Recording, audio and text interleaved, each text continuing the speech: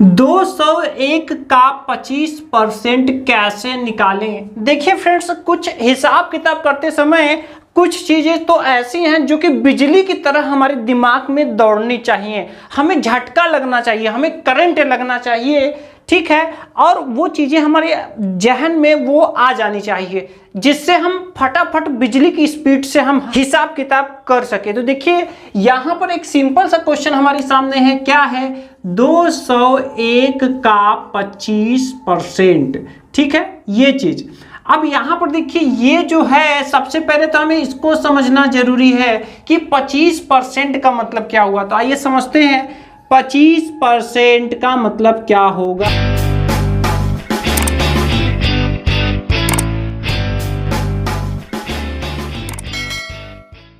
तो देखिए आप सब जानते हैं कि यहां पर 25 लिखते हैं और परसेंट हटाते हैं तो बटा में 100 लग जाता है, ठीक है।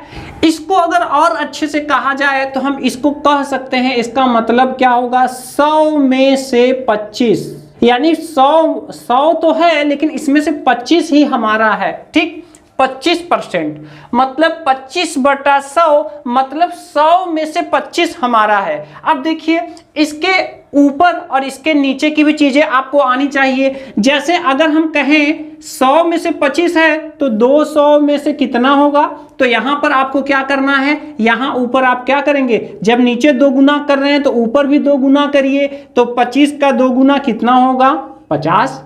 इसका मतलब क्या हुआ 200 में से 50 मतलब 25% के हिसाब से ही है, लेकिन अगर 100 की बात की जाएगी तो 25, अगर 200 की बात की जाएगी तो 50, अगर 300 की बात की जाएगी तो 75, 400 की बात की जाएगी तो 100, इस तरह से इसी अनुपात में बढ़ता चला जाएगा। दूसरा, अब हम इसके थोड़ा ऊपर चलते हैं। तो देखिए ऊपर चलते हैं तो यहां पर देखिए अगर हम यहां से 1 0 कट करेंगे तो यहां पर एक अंक पर पीछे से दशमलव लग जाएगा। तो देखिए अब इसी चीज को, इसी 25% को हम और कैसे लिख सकते हैं, तो देखिए अगर हम नीचे से 0 कट करें तो ऊपर दशमलव लग जाएगा, तो इसी को हम ऐसे भी लिख सकते हैं 2.5/10। इसका मतलब क्या हुआ 10 में से 2.5 मतलब कि 2.5 रुपए, कितना 2.5 रुपए, ठीक है। ये 2 रुपए 50 पैसे हैं, यहां पे 0 लिख सकते हैं। अब यहां पर देखिए अगर हम 1 0 और हटाएंगे तो ये दशमलव एक अंक और आगे खिसक आएगा, तो ये कितना हो जाएगा, ये हो जाएगा 0.25/1 मतलब क्या हुआ 1 में से 25 0.25 मतलब 25 पैसा। तो देखिए ये चीजें हमारे दिमाग में बिजली की तरह आनी चाहिए। अब देखिए यहां कितना है 201 का 25%। तो अब यहां देखिए 201 का 25% है, तो आप हमें बताइए भाई 100 पे कितना 25, ये हमारा है, तो 200 पे कितना हो जाएगा, 200 पे होगा 50, और 1 रुपए है, ये कितना है, ये 1 है, तो 1 पे कितना होगा, तो यहाँ हम लोग निकाल चुके हैं 25 पैसे, तो यहाँ हो जाएगा 10.25। अब इसको फटाफट से आप मिला दीजिए। तो देखिए 201 का हमको चाहिए तो इन्हीं दोनों को आपको मिलाना पड़ेगा, तो ये हो जाएंगे 50.25 मतलब 50 रुपए 25 पैसे हो गए फटाफट, ठीक है। तो देखा आपने प्रतिशत का ये तरीका, ठीक, ये चीजें आपको दिमाग में आनी चाहिए। चलिए एक और क्वेश्चन कर लेते हैं। मान लीजिए आपको निकालना है 420 का 20%, कितना निकालना है 420 का 20%। तो आप इसी को समझ लीजिए पहले।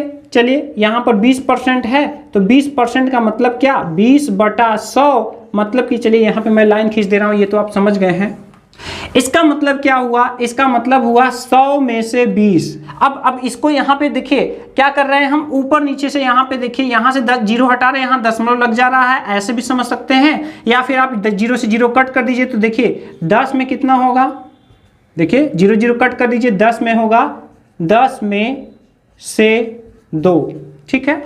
यहाँ फिर से 0 कट करेंगे तो आगे दशमलव लग जाएगा, मतलब ये हो जाएगा, मतलब कि ये हो जाएगा 1 में से 0.2 मतलब कि 20, ठीक है। इधर हो गया। अगर नीचे हम जाते हैं तो बताइए जब 100 में 20 है तो 200 में कितना होगा 40, कितना होगा 200 में, 200 में से होगा 40, 300 में से होगा कितना 60, 400 में से होगा कितना 80, अब यहां पर समझिए आपको क्या करना है, देखिए 420 का निकालना है तो आप ऐसा समझ लीजिए 100 पे 20 है तो 400 पे कितना होगा 80। कैसे बैठाएंगे, 100 में 20 तो 200 में 40, 300 में 60, 400 में 80। तो ये देखिए 400 प्लस 20 मिलाकर बना है, तो यहाँ 400 में 20% निकालेंगे तो कितना हो जाएगा, तो 80 होगा यहाँ पे।